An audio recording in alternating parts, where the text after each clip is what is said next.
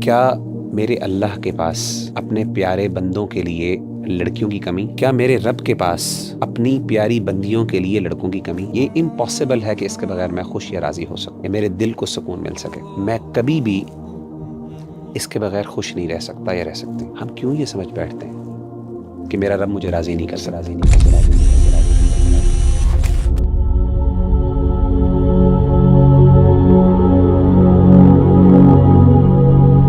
وغیرہ بھائی ہمارے نوجوانوں کو اکثر عشق ہو جاتا ہے، اور اس عشق کے اندر وہ اتنے مبتلا ہوتے ہیں کہ وہ سمجھ بیٹھتے ہیں کہ اب ان سے ہی، جن سے ان سے عشق ہو گیا ہے، ان سے ان کا نکاح ہوگا، اور کافی جد و جہد کے بعد بھی اگر ان کو عشق نہیں مل رہا، وہ پیار نہیں مل رہا، جس میں وہ ایٹ دی اینڈ نکاح نہیں ہو رہا اس کا، اور نکاح نہیں ہوتا اکثر، تو جب اس کے بعد ایک درد اور تکلیف انسان گزرتا ہے، بڑی مشکلات بھی اس میں آتی ہیں، اور انسان کی زندگی کا تصور بھی چینج ہو جاتا ہے۔ کہنے کا مقصد یہ ہے کہ انسان اپنے آپ کو سمجھتا ہے کہ وہ اس کے بغیر زندہ ہی نہیں ہے، تو کیسے مغیرہ بھائی وہ شخص اپنے آپ کو اس کرب سے، اس اذیت سے نکالے اور ایک نارمل عام زندگی گزارے جس طرح وہ پہلے گزار رہا تھا جب اس کو عشق نہیں ہوا ہوا تھا؟ ربیع اللہ بھائی، میں یہ سمجھتا ہوں کہ یہ جو محبت تو انسان کے بعض اوقات اختیار میں نہیں ہوتی اور ہو بھی جاتی ہے، لیکن اس کے بغیر زندہ نہ رہنے کا جو تصور ہے وہ اس کے پیچھے ایک سوچ ہے، اور وہ سوچ یہ ہے کہ میں کبھی بھی اس کے بغیر خوش نہیں رہ سکتا یا رہ سکتی۔ میری خوشی اور میرا پورا سکون وہ اس چیز کے اوپر منحصر ہے یا وہ ڈیپینڈنٹ ہے کہ یہ شخص مجھے مل جائے۔ یہ امپاسبل ہے کہ اس کے بغیر میں خوش یا راضی ہو سکوں، یا مجھے یا میرے دل کو سکون مل سکے۔ ربیع اللہ بھائی، مجھے یہ بتائیے، کیا میرے اللہ کے پاس اپنے پیارے بندوں کے لیے لڑکیوں کی کمی؟ بالکل نہیں۔ ایک اور چیز میں آپ سے سوال پوچھتا ہوں، کیا میرے رب کے پاس اپنی پیاری بندیوں کے لیے لڑکوں کی کمی؟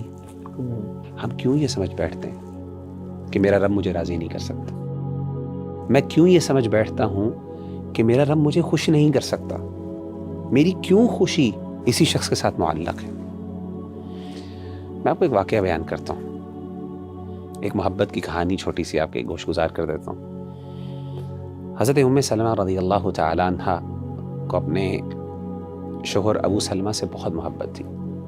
ابو سلمہ کو احد کے دن چوٹ لگی، زخم لگا، اور اس کے بعد وہ اللہ تعالیٰ کو پیارے ہو گئے کچھ دیر بیماری کے بعد۔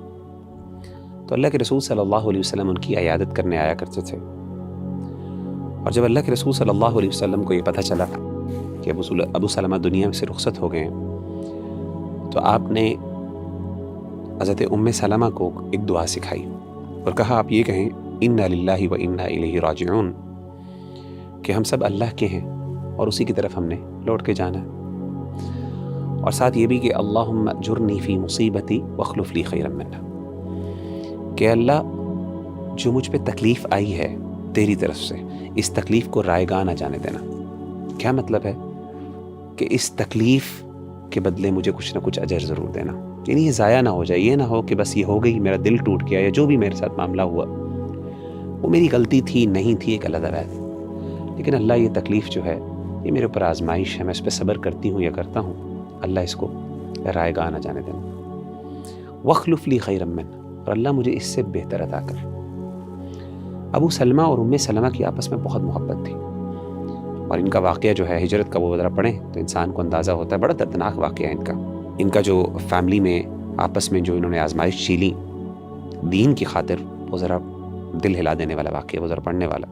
تو حضرت ام سلمہ کہتی ہیں کہ میں یہ سوچا کرتی تھی، یہ دعا تو میں نے پڑھ لی کہ اللہ مجھے اس سے بہتر عطا کرے، کہتی مجھے یہ سمجھ نہیں آتی تھی، یعنی میرے دل میں جو ابو سلمہ کے لیے محبت تھی وہ کون شخص لے سکتا ہے؟ کہتے مجھے یہ بات ہضم نہیں ہوتی تھی، مجھے سمجھ نہیں آتی تھی کہ کون ابو سلمہ سے میرے لیے بہتر ہو سکتا ہے۔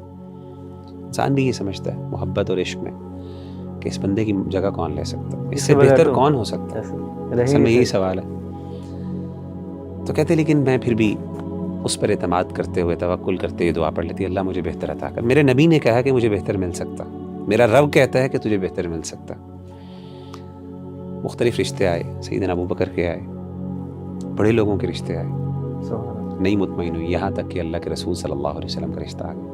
اللہ، جب اللہ کے رسول صلی اللہ علیہ وسلم سے آپ کی شادی ہوئی، ام سلمہ کی، کہتی ہیں سبحان اللہ، مجھے اندازہ ہوا کہ واقعی میرے رب کو پتہ ہے کہ مجھے اس سے زیادہ خوشی مل سکتی ہے اور مجھے ملی۔ تو اصل بات یہ ہے کہ یہ جو سمجھنا کہ میرا رب مجھے راضی نہیں کر سکتا، میں سمجھتا ہوں کہ یہ ہم نے اللہ کی محبت کو اور اللہ تعالیٰ کی قدرت کو پھر سمجھا ہی نہیں۔ انسان کو دعا کرنی چاہیے، جیسے استخارے کے آخر میں آتا ہے نا، اللہم رضنی بہ، اللہ فیصلہ تو کر لے، میں تیرے اختیار میں دے دیتا ہوں یا دے دیتی ہوں، لیکن اللہ پھر میرے دل کو بھی ٹھنڈا کر، میرے دل کو راضی کر دے۔ تو یہ اللہ سے دعا مانگنی چاہیے، انشاءاللہ اللہ تعالیٰ بہتر عطا کر دے گا۔ اللہ پہ ٹرسٹ کرے انسان۔